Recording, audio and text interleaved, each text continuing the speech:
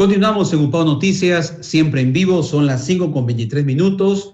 Vamos a dialogar en esta oportunidad, siempre en el marco de proponer mejoras en la educación, con la destacada consultora en temas de gestión educativa, como es la profesora Blanca Barrios, para seguir evaluando cómo tenemos o cuáles serían las propuestas viables que tendrían que en el Perú ejecutarse para poder garantizar una mejor educación. Durante mucho tiempo hemos venido viendo, informando acerca de esfuerzos que hacen los diferentes órganos de gobierno, desde el gobierno local, gobiernos regionales y el gobierno nacional, para fortalecer el sistema educativo en nuestro país. Pero obviamente que todo esfuerzo requiere de mayor inversión, de mayor dedicación. Para eso conversamos entonces ahora con la profesora Blanca Barrios. ¿Cómo está, profesora Blanca Barrios? Bienvenida a UPAO Noticias. Muy buenas tardes.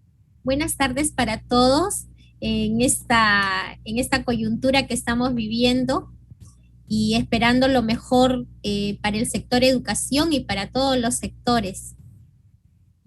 Así es. Hay, como siempre, mucha expectativa, profesora Blanca, por el tema educativo, el tema de salud, que son pilares fundamentales para el desarrollo de una sociedad, además de la seguridad que debemos de tener todos como ciudadanos. En el tema de la educación, ¿cuáles son, desde su experiencia como consultora y también en gestión educativa, que deberían de fortalecerse para garantizar que el Perú vaya caminando por un buen camino en la excelencia educativa? Bien, permíteme primero recordar, tenemos que hacer un antes para poder mirar el futuro, ¿no? Estamos en una situación en la que atravesamos desde el año 2020, en que el Ministerio de Educación, ante esta situación de crisis, lo primero que se propuso fue medidas urgentes para la educación y así poder enfrentar la crisis. Lo siguiente que se pensó fue una forma de continuidad y el Ministerio de Educación pues propuso esto de la estrategia Aprendo en Casa a nivel de televisión, web y radio, que haciendo un balance entre el año 2020 y 2021 hemos podido darnos cuenta que hay un gran porcentaje de estudiantes que a la fecha no han podido desarrollar. Hay muchos que han abandonado y están en riesgo, ¿no? La situación de los estudios, justamente lo que nos dicen es de que hay muchas personas, hay muchos estudiantes que van a perder estos años escolares y uno de ellos es la causa también del internet, a causa de la conectividad. Así es, ¿no? La comunicación que no se ha podido establecer entre los docentes y los estudiantes es una de las causas, ¿no? Otra brecha o otra crisis que nos hemos enfrentado es el uso de la tecnología, a la cual ni los estudiantes ni los maestros estaban preparados, ¿no? Ha tenido que ser adaptada la evaluación, tanto así que hemos tenido de que a nadie se le ha jalado. Sin embargo, decimos de que para este año 2021 debe haber una consolidación de los aprendizajes. Y es innegable que durante todo este tiempo se ha tenido que apoyar al docente, al director. Sin embargo, las políticas educativas emanadas del Ministerio de Educación no han sido de todo acertadas, ¿no? Tenemos una política, por ejemplo, para este año 2021, dentro de los compromisos de desempeño que tiene la UGEL, la Gerencia Regional de Educación, que obliga a los docentes a participar de capacitaciones. Sin embargo, con tanta capacitación también el docente descuida lo que es la planificación y lo que es la elaboración de sus materiales. Y por último, tenemos que hablar de que hay un impacto psicológico y un impacto emocional en toda la comunidad educativa, tanto en estudiantes, docentes y directores, ¿no? Entonces, ante toda esta problemática, el reto como podemos darnos cuenta todos, es bastante grande. Yo creo que el primero que nosotros tenemos que mirar como respuesta inmediata es que la educación tenga un lineamiento de equidad e inclusión. Porque si bien es cierto, hasta el año 2019 ya decíamos que la educación era desigual para todos nuestros estudiantes, ahora con la pandemia se ha agudizado, ¿no? Entonces, tendríamos de que los analistas, los estudiosos tendrían que aportar brindando estrategias y aprobando lineamientos y normas en donde la equidad responda para que nuestros estudiantes puedan lograr un equilibrio en medio de todo este retraso que ha habido. Y si hablamos de inclusión, también tendríamos que hablar de nuestros estudiantes con necesidades educativas especiales, que si bien es cierto, estábamos andando a paso muy lento, ahora vemos que también hay muchos que prácticamente han abandonado las aulas, ¿no? El sistema educativo ya no va a volver a ser el de antes. Hay muchos avances en cuanto, por ejemplo, al manejo de las herramientas. Sin embargo, el sistema educativo necesita prepararse mejor para responder a todos los niveles y manejando cuáles son las necesidades de cada uno de ellos. Porque si bien es cierto, el nivel inicial tiene sus propias necesidades, educación primaria tiene sus propias necesidades y secundaria sus propias necesidades, hay que atenderlos a todos.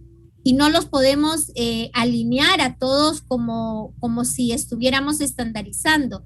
Recordemos de que educación inicial atiende a un grupo de estudiantes en un nivel de desarrollo, ¿no? Lo mismo que primaria y lo mismo que secundaria. Entonces necesitamos que este sistema educativo responda, si bien es cierto, a las necesidades urgentes en primer lugar, pero sin olvidar de que cada uno de los niveles tiene sus propias necesidades y hay que responderlas. Y esto nos hace Perfecto. ver de que es importante de que esas respuestas no sean dadas al azar, sino que esas respuestas, esas normativas, esas orientaciones tienen que centrarse en calidad y pertinencia, pensando Bien. que todos nuestros estudiantes no se encuentran en un mismo contexto. Ya hemos visto que para el año pasado quienes han sufrido más son los de la zona rural. Sin embargo, ahora, bueno, llegaron las tabletas, llegó el internet, que si bien es cierto, al 100% no está respondiendo, pero aquí en la zona urbana tenemos a muchos estudiantes que tienen una sola herramienta tecnológica con la que toda la familia se comunica y tienen que pagar el internet y a veces no tienen. Entonces, nuestro país tiene contextos diferentes y a estas desigualdades la educación tiene que responder, ¿no? Sí. Yo creo bien, profesora, que usted, hay mucho sí, que perdón. hacer. Disculpe, usted sí muy bien ha hecho un diagnóstico bastante ilustrativo, preciso, sobre estas carencias del sistema educativo que muy bien las conocemos, y ha mencionado entonces que el gobierno que va a asumir a partir del 28 de julio de este año tendrá pues que afianzar políticas, como usted muy bien lo ha mencionado, educativas, que acerquen o disminuyan o hagan desaparecer, de ser posible sería lo ideal, esas brechas que hay entre la educación de la ciudad y la educación que existe en las zonas rurales.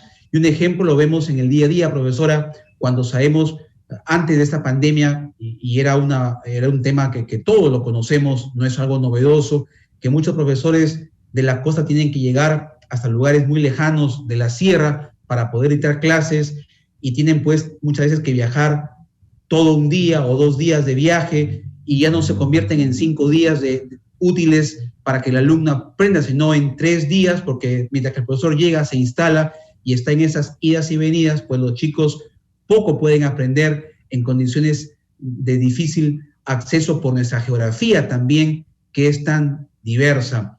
Qué importante es de que también el Estado se preocupe por, en esos casos, qué se tendría que hacer para que los profesores no tengan que viajar y tener horas tan prolongadas de viaje y que los chicos se perjudiquen en sus labores educativas. Por eso yo te decía, las políticas tienen que ser pertinentes, ¿no? Lo que pasa es de que hay mucha política, mucha orientación, pero realmente están vistas detrás de un escritorio.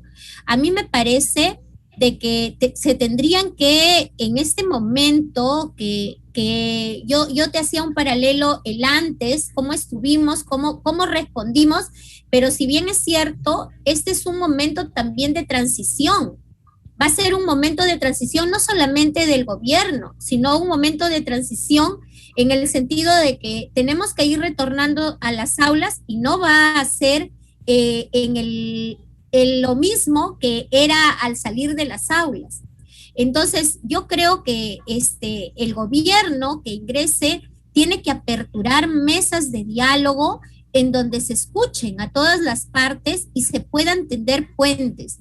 No olvidemos de que aquí el tema educación es central, sin embargo, tenemos que hablar también de alianzas que se deben tender entre educación y, por ejemplo, salud, porque las personas que vamos a salir y somos parte de la comunidad educativa, necesitamos una serie de reparaciones, una serie de situaciones que nos ayuden a nuevamente llegar a ese equilibrio. Estamos hablando no solamente que salud ha sido afectado, sino que también que educación ha sido afectado, sino que, por ejemplo, nosotros teníamos un gran avance con la anemia y hemos retrocedido, ¿no? Así es.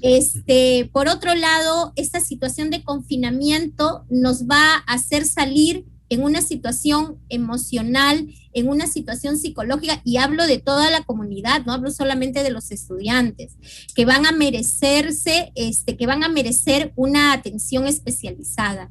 Entonces, aquí la respuesta, si bien es cierto, no hay que mirar como esas competencias que no se lograron, cómo las vamos a lograr y mirar la parte cognitiva, sino que el ser humano es un ser integral y nosotros estamos compuestos de diversos aspectos que también tienen que ser atendidos. Y cuando hablamos de educación, no podemos hablar solamente de la materia cognitiva, sino también tenemos que hablar del equilibrio emocional, del equilibrio social y también de que nuestra salud esté en buenas condiciones. Entonces, correcto. De acuerdo, profesora, eso es importantísimo, como usted dice, porque no podemos exigir a un niño que responda bien académicamente, cognitivamente, si como usted dice tiene anemia, si no duerme bien o tiene problemas de salud emocional porque perdió al papá o la mamá víctima de la COVID. Como usted dice, hay una situación, hay un contexto muy preocupante que hay que atender la salud emocional en estos tiempos de emergencia sanitaria. Como último, profesora, porque ya el tiempo nos está terminando lamentablemente, siempre se mantiene esta discusión de la identidad de género. De su experiencia como consultora, como gestora, ¿cómo se debe abordar ese tema de la identidad de género a nivel escolar? Mira, yo creo que hay posturas en que a veces son muy radicales, ¿no? Entonces, cuando hablamos de identidad de género, nosotros lo que estamos hablando de equidad, estamos hablando de que todos tenemos los mismos derechos, ¿no? Entonces, yo creo que así es que tenemos que entenderlos todos. La palabra equidad no significa más otra cosa de que todos tenemos los mismos derechos y todos debemos tener las mismas oportunidades. Entonces, en ese sentido es que así tiene que abordarse en la escuela de manera transversal. En las prácticas cotidianas, el estudiante tiene que ir asumiendo y desarrollando actitudes, posturas que tengan que ver con que las cosas que nos vienen son iguales para todos y que si hay responsabilidades, también las responsabilidades son para todos, ¿no? Entonces, esto es lo que quiere decir equidad. Equidad quiere decir de que derechos, oportunidades, sanciones si es que algo cometemos. Las responsabilidades son iguales para hombres, para mujeres y para toda persona y para todo peruano. Bien, muchas gracias, profesora Blanca Barrios, consultora en temas educativos del Minedu. Estuvo en UPAO Noticias haciendo un análisis muy importante, un diagnóstico previo y luego las propuestas que tendrían de que tener en cuenta, sobre todo que aterricen, como dice la profesora Blanca Barrios, en políticas educativas como resultado de una mesa de diálogo, de concertación entre los diferentes agentes que están involucrados en la educación en nuestro país. Profesora Blanca, muchas gracias. Estaremos atentos para una próxima convocatoria y seguir aportando para mejorar la educación en nuestro país. Muy amable. Bien, buenas tardes para todos. Gracias. Vamos a ir a una pausa y una buena noticia en este contexto de tanta incertidumbre por los resultados en las elecciones presidenciales y la pandemia. Perú se adelanta y gana por 1-0 en la altura de Quito. Dice el diario El Comercio, Perú se pone adelante en Quito, gran jugada de La Padula y gol de Cueva a Ecuador. Esperamos, como decíamos ayer, la fe mueve montañas, que Perú termine este encuentro con una victoria. Vamos a ir a una pausa y regresamos con más información en UPAO Noticias.